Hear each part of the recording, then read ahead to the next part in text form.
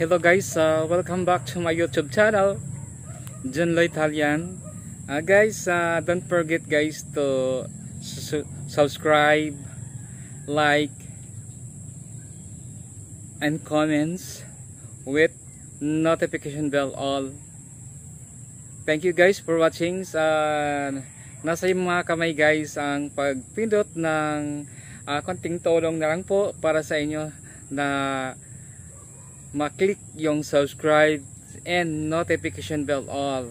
Thank you guys for watching my YouTube channel, John Lo Italian. Now guys, nandito naman tayo guys at namasyal naman ako dito sa field guys at kailangan ko rin talaga dito mamasyal at nagpapaaraw dahil umaga, masarap talaga magpaaraw dito guys at magja-jogging dito sa field na ito. At sa ngayon ay nagano muna guys, nagre-relax muna dito sa field, nagpapahangin at ano lang, lakad lang guys ang exercise, hindi ako nagja-jogging. At dito tayo guys, maraming salamat guys sa yung lahat na sumusubaybay at sumusuporta sa panunod na aking YouTube channel dahil marami talaga guys na magagandang lugar na kaya natin na pasyalan at puntahan, ma-explore man lang natin yung mga lugar na magagandang lugar na kaya nating puntahan na meron namang sapat na budget na mapuntahan nating lugar na yon para makita natin ang kagandahan ng iba't ibang lugar dito sa Pilipinas guys. Marami guys na magandang lugar dito sa Pilipinas na kailangan din natin na pasyalan at makikita yung mga paligid nila at masaliksik natin yung mga kagandahan, yung anumang meron sa province nila. At yun guys, marami talaga guys na magagandang lugar dito sa Pilipinas na kailangan talaga natin na pasyalan at puntahan pag may time guys. At pag walang time guys at manatili na tayo sa bahay or sa labas na lang, kung saan na malapit na pasyalan, doon lang tayo na mamasyal pag once na kailangan talaga guys na financial support pag once na mag-explore ka sa ibang lugar, kasi kailangan mo rin sapat talaga na financial para marating mo yun na at makikita mo ang iba't ibang kagandahan lugar dito sa panig ng Pilipinas. At hindi lang sa Pilipinas guys, at pag mayroon ka ng sapat talaga, pwede ka na rin guys lumabas na ibang bansa at doon din guys magbablog, mamamasyal pag may sapat na pera. Pigula naman guys, dito pa lang sa Pilipinas ay marami na tayong mapapasyalan na hindi rin na iba na napupuntahan, at hindi naman lahat na tayo nakapamasyal dito sa Pilipinas dahil ang kailangan talaga guys yung financial support at oras para marating natin yon. Pero pag wala naman, dyan na lang sa paligid natin guys na may maganda naman na pasyalan at pwede nating pagkukuhanan ng mga magandang tanawin, pwede natin kuhanan guys, pwede natin i-vlog na para makita naman din nila guys na gaano kaganda ang lugar dito sa Pilipinas. Dahil guys, ang Pilipinas guys ay pinapasyalan dito ng maraming dayuhan. Dito sila guys na namamasyal, ang iba sa Cebu, Camiguin, Siargao, or sa Boracay. Madalas talaga yan guys, pinapasyalan ang Boracay. Pero yung sa Camiguin guys ay marami na rin mga turista doon, tourist spot na rin guys ang Camiguin. At kung ang may ibang bansa nga nakakarating na rin sa Camiguin guys na mamasyal doon at nagsuswimming sila. At marami din guys magandang tanawin guys sa Camiguin Island guys, sa Camiguin Province.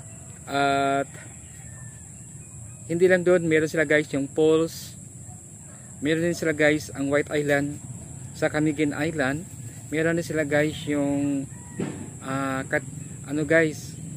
Katibuasan Falls, tapos hot spring, tatawag na Ardent. Sa Ardent guys, yun ang hot spring nila guys, ang tawag nga ay Ardent guys, ang tawag nila ng hot spring doon. Ang falls nila ang tawag ay Katibuasan Falls. Ang Katipuasan Falls guys ay mataas yan guys na falls doon sa Camiguin. At pwede rin guys na galagyan ng dynamo yung bagsak ng tubig kasi mataas po siya para magkaroon guys ng kuryente. Yung falls na yun. Kaya lang hindi po ginawa nila para magkaroon ng isla na yun ng dynamo para malagyan ng kuryente dahil para po ito sa pasyalan guys kung sino mga turista mamasyal at maligo doon para meron silang magandang lugar na mapagkaliguan. Tapos din guys, masarap guys yung lansones ng Camiguin. Masarap guys yung lansones na matamis, wala ganong buto at talagang malasap mo talaga guys yung sarap ng tamis ng lansones sa Camiguin. Puro siya laman guys, kokonti lang buto ng lansones doon. Sobrang tamis ang lansones doon guys dahil yung lansones ng Camiguin guys, yun ang tinatawag nila na Lansones Festival. Yan guys ang lansones guys, ang pinagmalaki ng Camiguin na Lansones Festival. Dahil sa sobrang tamis niya ay kaya nila guys na ilaban sa ibang lugar kung meron siyang lansones sa lasa. Dahil masarap talaga guys ang lasa ng lansones sa Camiguin. Kahit idayo mo siya guys sa mga dito sa Luzon, sa Cebu or sa ibang panig sa Mindanao, pero yung sa isla talaga guys ng Camiguin Island ay sobrang tamis talaga guys yung lansones nila. Diyan talaga guys yung pinaka na guys, yung biyahan ng Diyos na magkaroon silang prutas na ganon na matamis yung lansones nila. Kaya yan ang pinagmalaki na guys yung Lansones Festival sa Camiguin Island, Camiguin Province sa Camiguin Island. At guys, hindi lang dyan guys, meron din sila mga palayan doon, mga kabuhayan ng tao, mga niyog, at hindi lang dyan, at marami pang mga prutas doon, mga saging. Ang saging guys ay malaking tulong din guys para sa mga tao doon na ikabubuhay nila, at sa mga sa dagat ay mangingisda sila at makaroon silang masaganang huli sa isda sa dagat, ay magkakaroon sila guys ng kabuhayan at itinda din nila guys, ay yun na rin guys ang pang-araw-araw nilang pamumuhay nilang para maitawid ang gutom at ikabubuhay.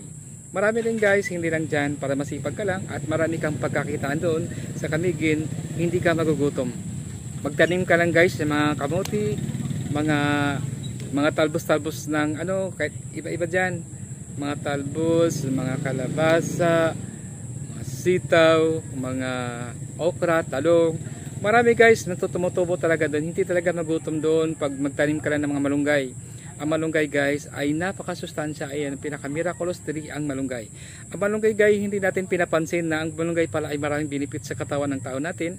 Ay 300 guys ang ma-prevent ng malunggay guys sa sakit ng isang tao, na kailangan guys na kumain din tayo ng sariling gulay ng malunggay at iba-ibang prutas din para sa katawan natin, para magkaroon din tayo guys ng vitamin C.